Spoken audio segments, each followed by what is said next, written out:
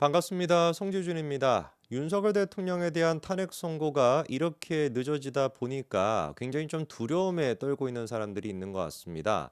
민주당과 그 찌재명과 그 일당들, 일당들이란 표현이 딱 맞을 것 같네요. 찌재명과 일당들, 이 인간들이 그 두려움을 몸소 지금 표출해주고 있는데요.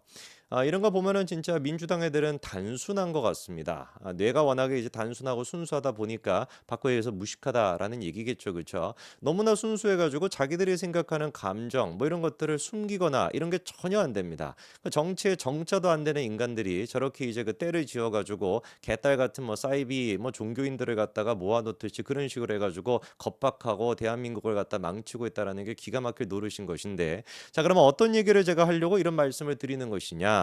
지금의 민주당의 상황을 잘 보여줄 수 있는 거.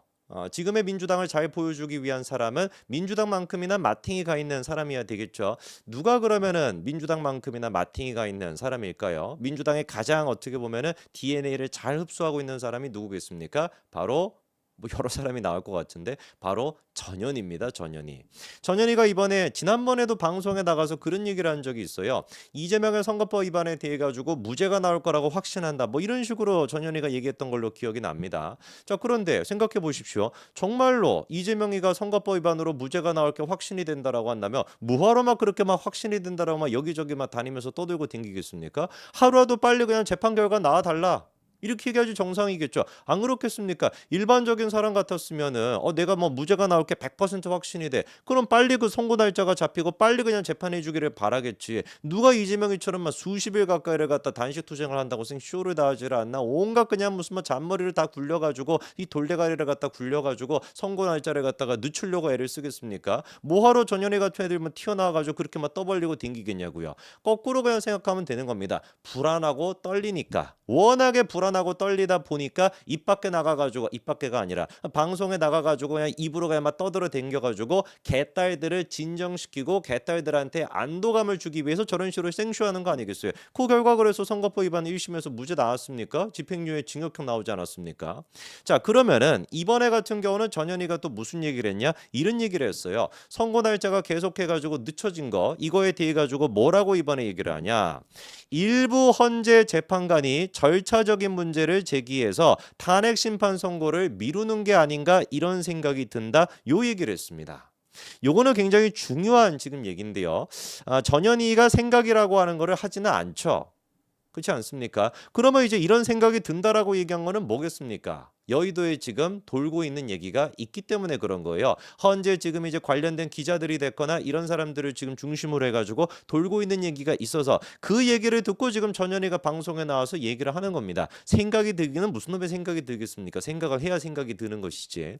자, 그러면 이 얘기 자체가 신빙성이 있는 얘기냐라고 한다면 실제로 신빙성이 있는 얘기예요. 두 사람 정도를 제가 좀 찝어드리고 싶은데, 절차적인 문제를 제기하고 있는 사람이라고 한다면 혹시 여러분 누가 머릿속에 떠오르십니까? 대부분의 분들 같은 경우는 일단 첫 번째로 정영식 재판관을 생각하실 것 같은데, 적어도 제가 확인한 바에 따르면은 정영식 재판관 같은 경우는 따로 이렇게 무슨 뭐 절차적인 문제 이런 것들을 크게 강력하게 어필을 안 하신다라고 합니다. 그냥 조용히 있는 그런 스타일이라고 해요.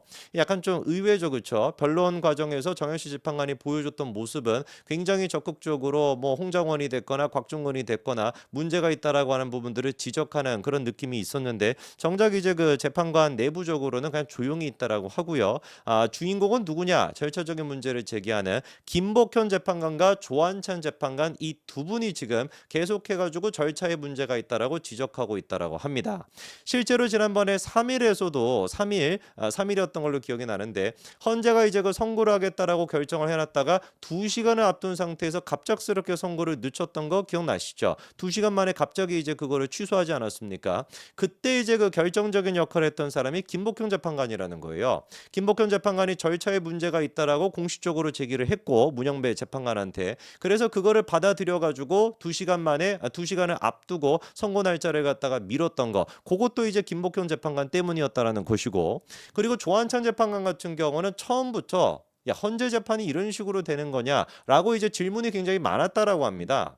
그러니까 처음에는 이제 이거를 듣고서 사람들이 생각했던 게 아니 뭐 조한천 재판관 헌법재판관 이번에 처음 하는 것이고 막판에 이제 그 들어오시다 보니까 진짜로 절차를 잘 몰라가지고 내용을 잘 몰라가지고 물어보는가 보다 싶었는데 알고 봤더니만 이분이 그냥 뭐 절차를 몰라가지고 그런 것이 아니라 실제로 절차에 문제가 있다라고 하는 얘기를 한다는 거예요. 그래서 지금 전현희가 하고 있는 얘기 일부 헌재 재판관 한 명이었다라고 한다면 한 명의 헌재 재판관이라고 하겠죠. 일부라는 표현을 쓰지 않겠죠. 일부라는 말 자체가 복수를 지금 이제 의미하고 있는 거 아닙니까?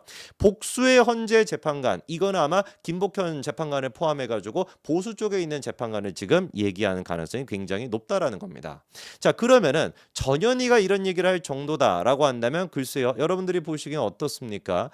헌재 지금 재판관들 같은 경우는 3명만 기각 결정을 내리더라도 윤석열 대통령에 대한 탄핵은 기각이 될 수밖에 없는 상태입니다. 얘기가 지금 나오는 걸 보니까 한 사람 정도가 각하 결정을 내릴 수 있고 나머지 2사람이 기각 결정을 내릴 수도 있다. 이런 얘기가 있는데 딱 그 3명이 이제 뭐겠습니까? 우리가 얘기하는 보수 쪽에 있는 그 헌법재판관 3명을 지금 뜻하게 되는 거겠죠. 그렇죠? 자, 그러면서 전현희가 이런 얘기도 하고 있어요. 전현희가 얘기가 아니네요. 다른 이제 그 법률 전문가들이 이현환이라고 하는 아주대학교 이제 로스쿨 또 교수님이 이런 얘기를 합니다. 헌재 내부에서 재판관들의 의사가 확연하게 통일이 안 되어 있다라는 뜻이다. 그러니까 이거는 이제 그러니까 좌우 이런 거를 막 이제 뭐 중요한 게 아니라 누가 보든지 간에 탄핵 선고 날짜가 이런 식으로 늦춰졌던 거는 이유가 뭐라는 거예요? 의사가 확연하게 통일이 안 돼 있다. 이거 말고는 사실 볼 게 없습니다. 헌재 입장에서는 대통령 탄핵 문제 같은 경우는 만장일치로 하고 싶어 하겠죠. 이유가 뭐 뻔한 거 아니겠습니까? 국민적인 분열 뭐 이런 것들을 갖다가 줄이기 위해 가지고 소수 의견이 아니라 기각 결정을 갖다가 한 2명 정도만 낸다라고 해도 그것 때문에 얼마나 또 막 혼란스러워질 수 있겠냐. 이런 생각 때문에 만장일치를 하고 싶어 할 것이 인데 그 만장일치가 지금 안 되니까 선고 날짜를 못 잡고 있는 것이고 만장일치가 안 된다는 얘기는 기각을 지금 의견을 얘기하고 있는 사람이 최소 2명 이상 있다. 이 뜻밖에 지금 안 되는 거 아니겠습니까? 3사람만 기각 결정을 내리더라도 대통령에 대한 탄핵은 취소가 되게 되는 겁니다. 자, 그러면서 이제 그 차진하 교수도 뭐라고 얘기하냐? 고려대학교 로스쿨 교수 요즘 인터넷이란다. 언론에 이제 그 많이 나오시죠. 그렇죠? 차진하 교수도 뭐라고 지금 지적을 하는 거냐? 헌재가 사실관계 확정부터 다투고 있는 것으로 볼 수가 있다. 사실관계 자체에 대해서도 지금 이제 이견이 있다라는 것이죠. 검찰 조서 증거 채택 등에 대해 문제를 제기하는 재판관들이 있을 것이다. 딱 꼭 집어가지고 지금 얘기하는 겁니다. 검찰 조서 증거 채택 이게 뭐였습니까? 원래 이제 그 형사소송법 자체가 개정이 돼가지고 2021년도였나요? 3년도였나? 개정이 돼가지고 증인들이 나와가지고 재판장에서 나 검찰 조서 그거 나는 저기 부정합니다. 나는 그런 얘기 한 적이 없고 그런 취지로 한 적이 없습니다. 라고 얘기한다면 그거 증거 채택을 못하게끔 그런 식으로 형사소송법이 개정이 됐거든요. 지금 실제로 재판은 그렇게 이루어지고 있습니다. 검찰 조사에서 뭐 압박을 받거나 회유를 당해가지고 가짜로 이제 얘기할 수도 있으니까 그렇게 이제 바뀌어 있는데 원래 헌재법에 따르게 된다면은 형사소송법을 헌재법이 따라가야 된단 말이에요. 그러면 똑같이 이번에 이제 그 뭐 곽종건이 됐거나 아니면 뭐 홍장원이 됐거나 이런 사람들의 얘기가 달라지고 그리고 또 윤석열 대통령 측에서 증언으로 했던 사람들 가운데 나는 검찰 조서 내용을 부정한다라고 얘기하는 사람들이 있잖아요. 그러면 원래 같았으면 검찰 그 이제 그 조서 자체가 증거로 채택이 안 됐어야 되는 것인데 헌재가 그거를 채택시켜 버렸단 말이에요.